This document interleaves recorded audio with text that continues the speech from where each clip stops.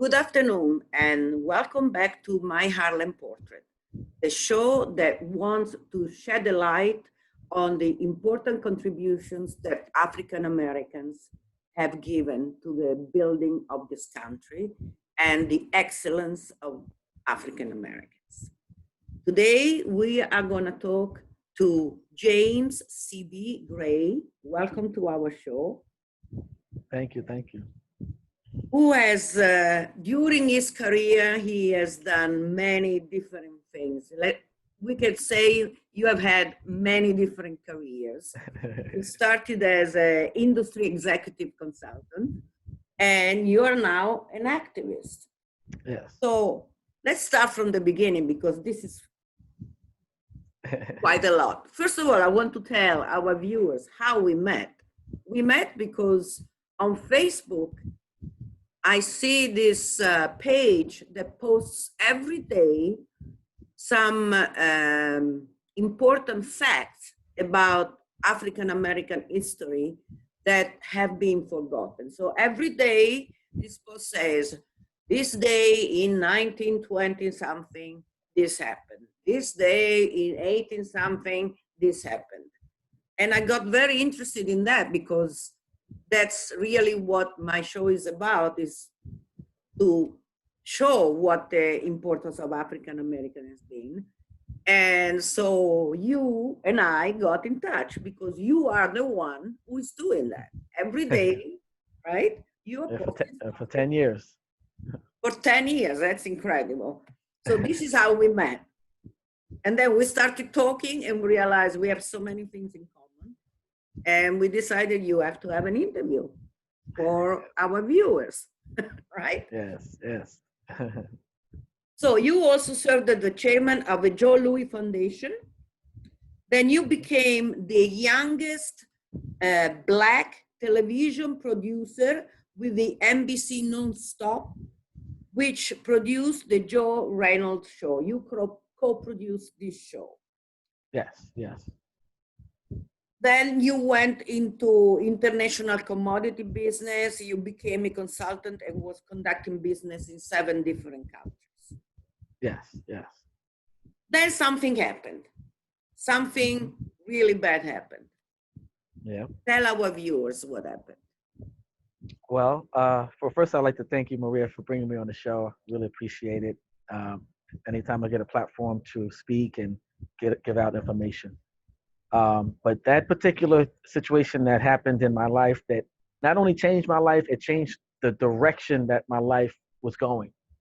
And sometimes, you know,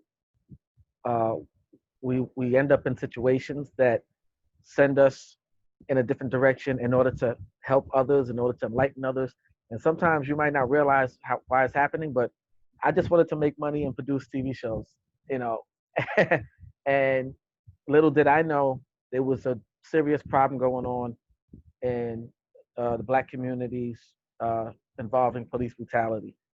And since I wasn't a criminal, or since I wasn't into that lifestyle of crime, I never thought that I could be affected by it.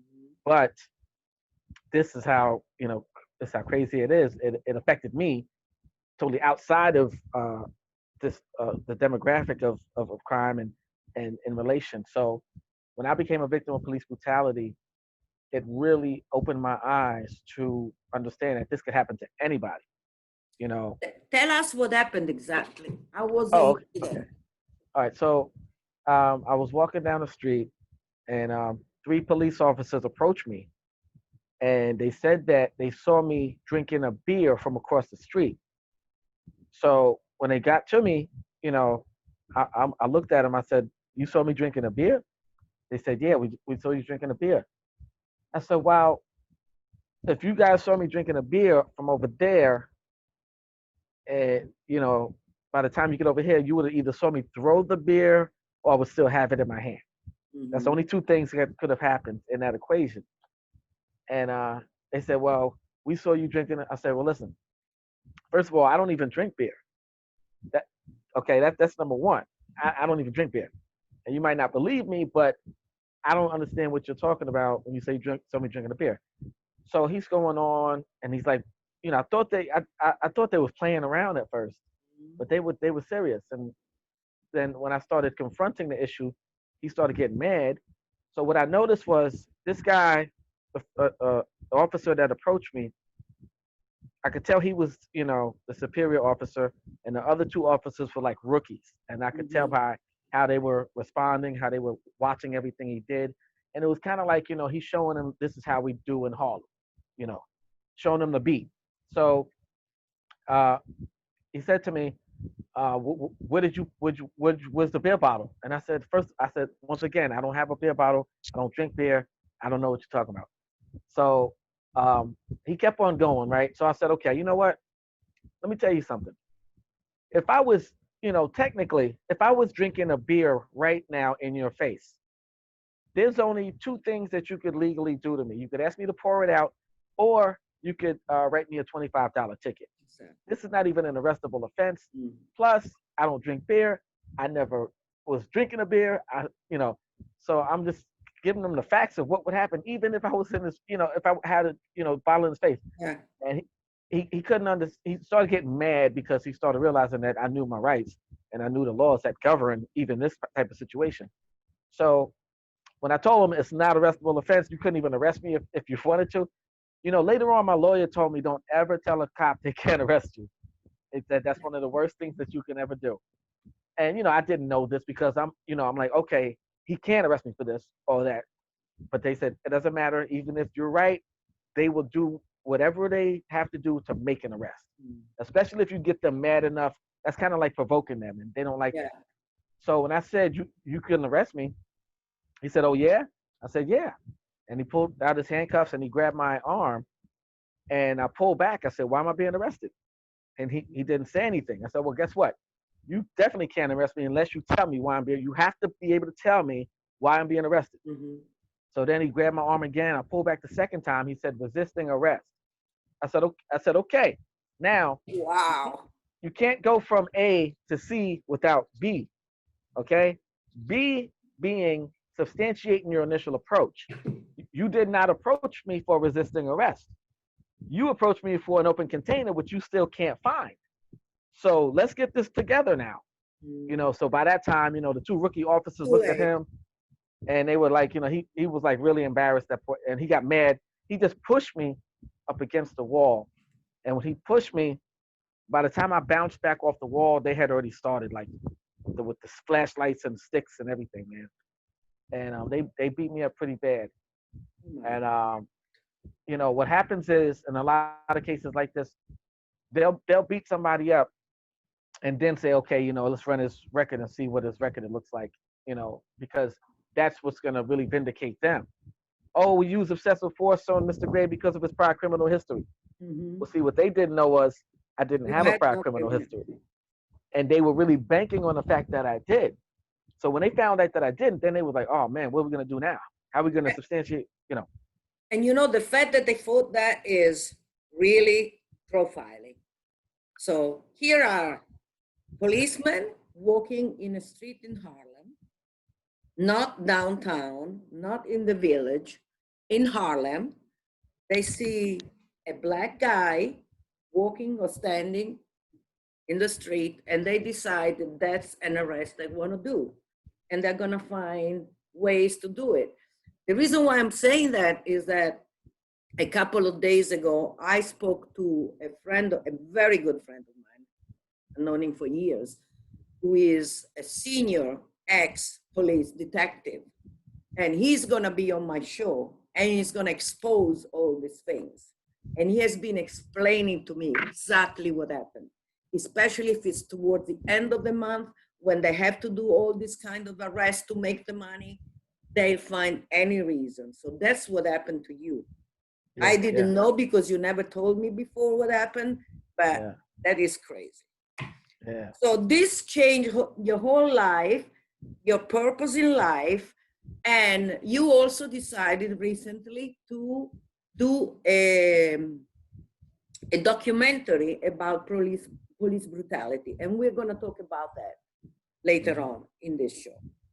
So from that moment on, and you also took them to court, and you won. Yes, So tell yes. us about that, because that's also unusual, right? Very unusual. As a matter of fact, I was in the 1 percentile of African American males in New York City that successfully won a settlement of that magnitude for police brutality and unlawful detention. And they also planted evidence on me too. So that bottle that they never found, when I got to Oh, they jail, found it. They found yeah, it. you know. So it was just crazy. I couldn't even believe this was happening to me. I've never been in trouble. I, I'm a veteran who served this country. You know, eh, eh, you know what I'm saying. Mm. So when that What year happened, was this? When did this happen? this was 2013. Yeah, So it's and very recently, really. yeah, it is fairly recently. What happened with that was the it took about 2 years of dragging in court and everything before we actually got to the settlement part. Man, it took a while. And what happened? That's part of their strategy too, because the average person can't even afford to take off enough days of work to fight a case a lot of times, and they have to say, okay, you know what, I, I'm guilty or Yeah. whatever. I got to get back to work. I can't take off no more days. And luckily I didn't have that problem. But I know a lot of people that just said, look, matter of fact, a friend of mine, he ended up pleading to something that he didn't do just because he couldn't take off no more days to go to from work. And what happened is he had to plead guilty in order to just settle the case. Dismissed. So once he pleaded guilty, he got a call from his landlord, and his landlord said, under your lease, you cannot be convicted of a crime. Wow. So he lost his apartment, Oh my God. but kept the job because so it kind of got him on ultimately in the long end. But this is also something that once I won my case, I said, okay, I need to align myself with an organization that is doing this kind of work, and that's how I got to the National Action Network and And what you're Revolution. doing now there. So let's Yeah, talk about that, because the National Action Network, or yeah, NAN, was founded by Reverend Al Sharpton. It's yes, a extremely important organization in this country, which is not very well known at all abroad. yeah, It's probably much more known now because Reverend Al Sharpton has been giving it the eulogy for um, for George Floyd and things like that. So the whole world has seen him talking, but I think it's an organization who should become really worldwide because it does some incredible things. oh yeah, yeah, yeah. And You know, oh, I know that you are together with Ashley Sharpton, who's one of the two daughters of Reverend Sharpton, Ashley and Dominic. You are an activist and you are a member of the National Action Network Youth Huddle, right? yeah. So So, Ashley is the founder of the National Action Network Youth Huddle. I used to be the Youth Huddle advisor, which is like a mentor to the youth. And then after that, Reverend Al Sharpton appointed me to the Bronx chapter, and I was executive vice president at the National Action Network Bronx chapter. And I served over there at the Bronx chapter for about 2 years, where we laid down the foundation and kind of built up the membership over there and connected a lot of dots in the Bronx community. And after that, I left National Action Network and went to the Arc of Justice. And that's fairly recently I did that. And and the Arc of Justice is founded by Reverend Kirsten John Foy, who was with Reverend Al Sharpton for about 15 years.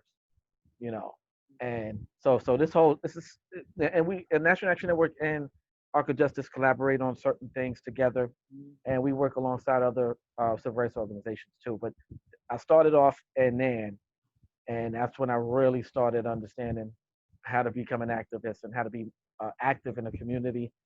And I've been arrested about you know 15 times for protesting and marching and you know civil disobedience, no crime, no criminal acts or anything like So from having no records when you were subject to that. police brutality, now you have for Yeah. So that started activists. my criminal career. you know, but I'm just always trying to do what I can and to help in the community and bring us together more and provide resources. That's what my passion is. That's what I'm all about. And this youth huddle is very important because you are mentoring young people. You're helping young people who maybe don't see a future in front of them, who come from disenfranchised conditions, who don't see the possibility of either going to college or having a real job, a real career, and they fall into the traps of maybe selling drugs, criminality, and so on. So this is really important. Let's talk a little bit about that because I'm following also the Zoom um, events that they hold every week, and I find it really, really, Yeah, yeah. really fundamental. You know, uh, I love that I was very fortunate to have good mentors when I was younger and really good people to look up to. And they also embraced me and helped provide resources that I needed. I really started off as a drummer, like many, many, many, many years ago. And as a Another one, drummer, another career. yeah, no, that's how I really started off, like everything. I used to play in a drum corps, and then I played in the school band. I was the youngest student in New York City public schools to play in the elementary school band. You Wow. know, yeah, and but I was a really good drummer at a very young age, and I just really took it to a whole nother level, man. And the music and playing the drums kept me focused and kept me out of trouble because in order to play the drums, my grades had to be up and I couldn't be in no trouble. So that kept me focused, away from trouble and Yeah. doing good in school. And that's a great motivating factor. And I always try to tell parents, if your child plays a musical instrument as a child, they actually have access to more brain power, make brain function than the average child does. You know, not only that, it's just something that can give them a foundation in itself to build on and do other things too. So the music really kept me focused, and a lot of older people love the fact that I was so dedicated as a young musician. So I played classical music at Lincoln Center. I played jazz at the Cotton Club. I played at the Blue Note. At the Apollo Theater. I traveled around the world 2 times with major recording artists as a professional drummer, and from there, I started networking behind the scenes in the music industry and started, dealing with the executive side of it. So that's how I crossed over into industry executive consultant. Mm. And I used to work for Warner Brothers music label. I used to work for Sony's recording label. So I went from playing the drums to behind the scenes in music to the music industry as an A&R, as an executive. I worked for Russell Simmons, Rush Yeah. Communications. So my life has always been an evolving perspective of evolution and progress. I'm always trying to do things bigger, better, faster, and help more people. I And can see so that. with that ideology, a lot of doors just open for me, and I'm just always trying to be prepared and ready. You know. For the next step. And your next step is this documentary. So Yeah. let's talk about this documentary, which exposes the uh, the roots of police brutality, and Yes. Yes. also tell us about it. I don't want to say it myself.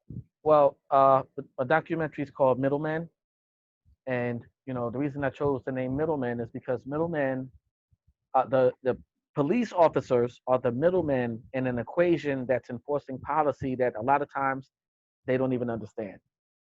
So if you ask a police officer, why are you doing this? Oh, I'm following orders. Okay, well, there's an underlying factor, behind that you don't even really know about, because guess what? This quota system is very serious. And a lot of times they say, oh, we don't have a quota system. Yes, you do. Yes, you On my documentary, we're exposing that. We're exposing the broken windows theory. We're exposing CompStat. We're shedding light on the school to prison pipeline, the prison industrial complex, the recidivism rate, and then also looking at reentry, what happens when prisoners come back here and reenter back into society. If these guys are not accepted or embraced properly, then they're going to feel like nobody cares about them, nobody loves them, and they're going to end up back, going back. Not only that, it's also the economic base of their, perception. So they're coming back. They might have good intentions on getting a job and doing the right thing, but guess what?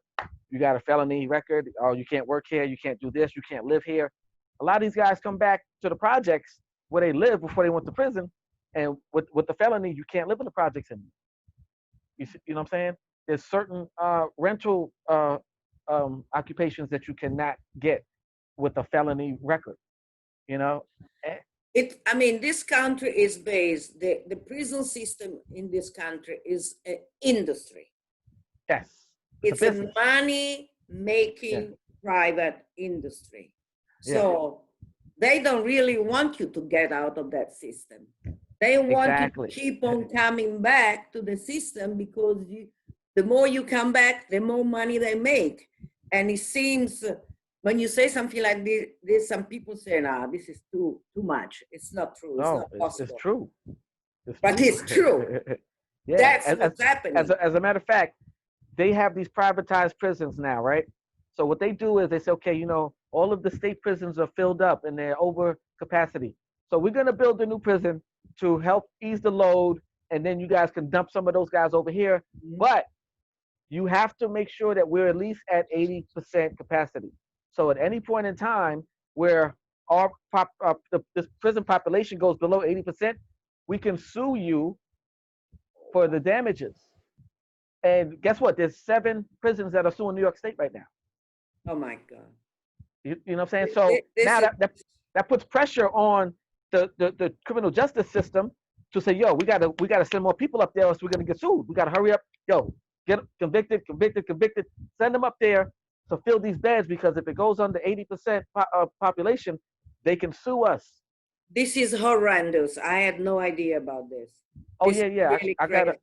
We're talking about. I'll send you a link to that too, because it's serious. We really need to speak more and more about this thing, because it's so disgusting.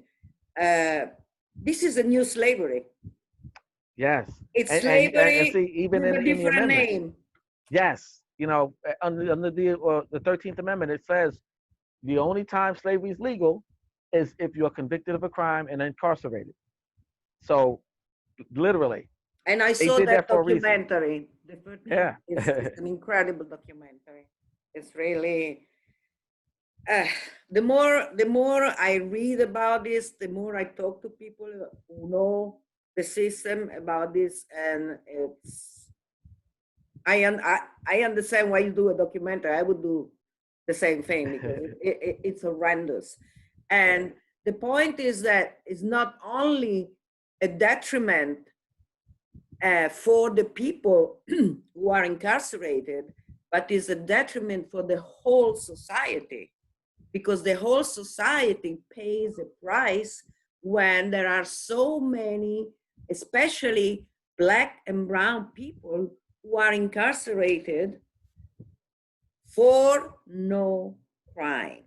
For no crimes that would require incarceration. Like you said, if you really were drinking a beer, you would have to pay a fine, and that was it. $25 fine. Exactly. But one of the worst cases is you have people come in prison for non-violent crimes, or crimes that could have been, you could have got probation for. In Pennsylvania, they had a judge that was selling young black boys to prisons. I And seen that. you saw, right? I see that. So I last year, 2 years ago, at the Tribeca Film Festival, there was a documentary that they showed and won, and this was three ex-convicted men who had been convicted, although they were innocent. They were finally found innocent out there. I don't know how many, 15 years, 20 years they spent in prison. Then they met and they created an agency that helps prisoners to show their innocence. They became lawyers when they were in prison. They studied law, and now that's what they do. And in the documentary, they show this judge. So this is great. So this is a really important question that we need to underline. And tell me about this documentary. You said that you have some talks with some big companies. Well, yeah, you know, showing it. we're in talks with several different networks right now. One of them is Netflix, and they love it. It's right up the alley, you know. So we're just trying to do we just want to get the best deal, the best type of situation, the best distribution opportunity. This documentary is now 7 years in the making, and we did a lot of research before we even started filming. And we started filming, man. We got some great interviews. We have a special segment that focuses on family members of victims killed by police. And in that segment, we have Gwen Carr, Eric Garner's mother. We have Amadou Diallo's mother. We have Sean Bell's mother, Michael Brown's mother. We have also some experts. We have some NYPD consultants. We have some police analysts. We have sociologists. We have economists, you know, psychologists, judges, lawyers, doctors who specialize in psychology involving police. We have a really great attorney by the name of Mohammed Bashir, who wrote a book called Raw Law. Yeah. And Raw Law is one of like the most sought after books in the criminal justice system, because reading this book can help you to fight your case. And a lot of people who got out of prison say, yo, I read this book, Raw Law, and it helped me to get in the mind frame of getting out of prison, and then showed me how to properly seek the information I needed. And this brother, Mohammed Bashir, man, we and him became really close. I helped him sell a lot of books because I was promoting his book a lot, you know, and I just loved everything he was doing. And he's on my documentary too, speaking about this, you know. And we also speak about some of these cases, like Eric Garner's case in particular.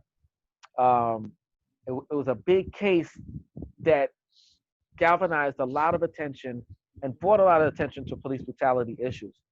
And that's because that happened 7 years ago, right? 2000. Yeah.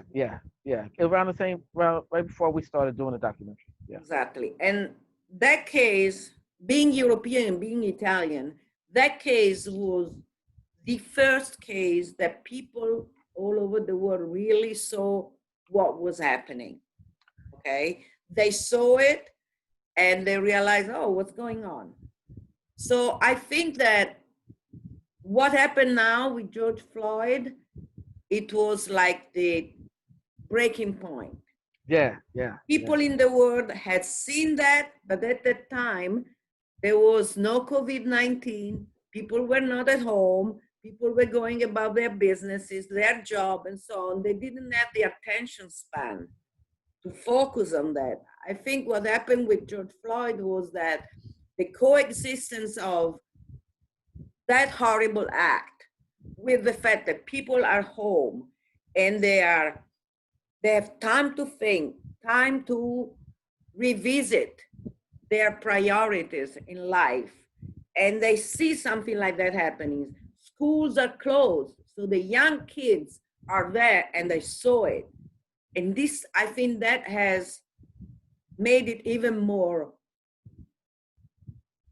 easier for people to say, no, that's it. We need to do something about it.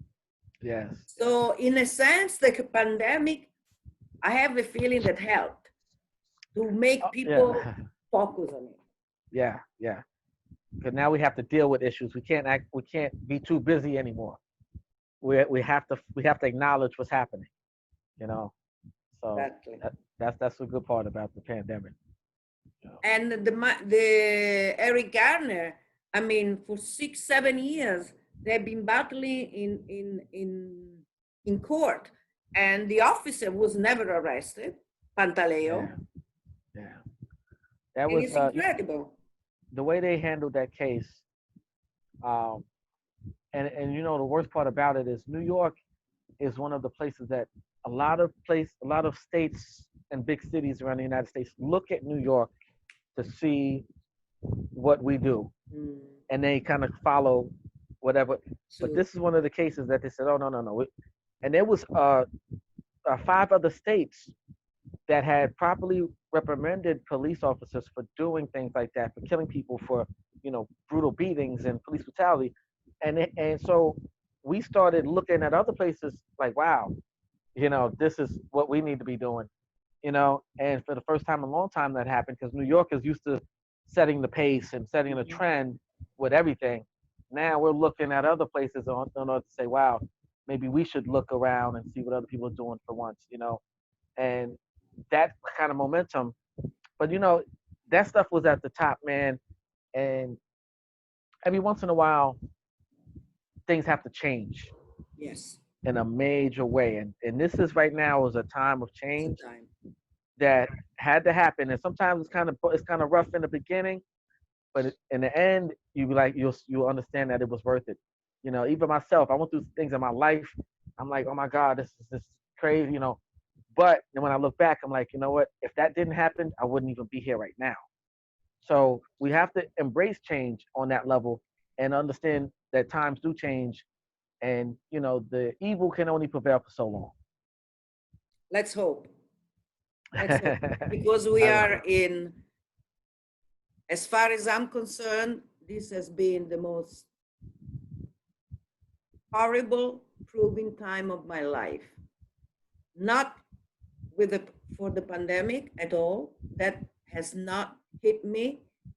But when this happened with George Floyd, then everything hit me. Yeah. And being Italian, I had never experienced that much hate for no reason. And hate that brings to the death of people, the killings of people. And I've had some panic attacks during this time because I can't wrap my head around it. So I think, and the 2020 elections, they're gonna be crazy. Yeah, man. And we really, really, really need everybody who can vote, to participate, to make sure that this administration is out. Yeah. Well, now we got Kanye West coming in now, and well, hey, if Trump could become president, why not? Anybody could do it, man. Exactly, anybody can do it. If you look at when Reverend Al Sharpton ran for president, one of the main reasons all of the politicians and everybody said, well, he doesn't have any political experience. So now that was their reason for denying support and him for him becoming president. But now Donald Trump comes out of nowhere, no political experience. No, not. And nobody even mentions that. You see what I'm saying? This was something that we will never understand how that could happen. Yeah. We'll never understand that. That's it. Anyway, Our time is over. Oh my goodness. I know. Time flies when you're having fun. Exactly. This was a very interesting conversation. You're welcome back to the show anytime, whenever you have some news. For example, when you know that your documentary has been picked up, where it's going to show, come back Yes, and let's yes, talk about that. yes, yes, yes. I thank you for all your incredible life career and all the things that you've been doing and that you're doing now. And thank you for being on this show. Oh no, thank you for having me. I really appreciate it. And the newspaper, the Harlem newspaper. Mm-hmm. I've been posting Black History Facts every day, but it goes to the community side where nobody looks at it, you know. But Okay. I've been doing it every day. Okay, wonderful. The Harlem News. You're talking about Harlem News. Yes, yes, yes. Which is the paper where I write. I am the editor for entertainment and politics. Okay, thank you so much. And thank you for being with us again on My Harlem Portrait. See you next time. Be safe out there. Be safe. All right, thank you.